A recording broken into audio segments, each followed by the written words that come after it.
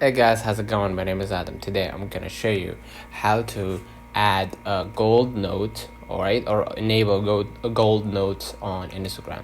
So first of all, what you need to do, you need to go ahead and click right here your DMs at the top, right, at the top right. And basically what you're gonna do, you're gonna see right here I don't have the notes.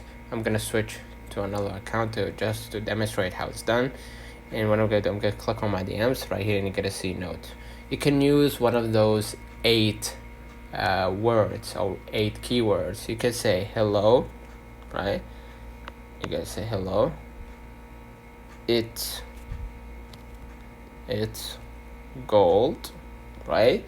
Or you can use Olympics, Olympian, podium, victory, medal, gold, torch. Again, you can use one of those keywords: gold, Olympics, Olympian, podium, victory, medal, goat, torch.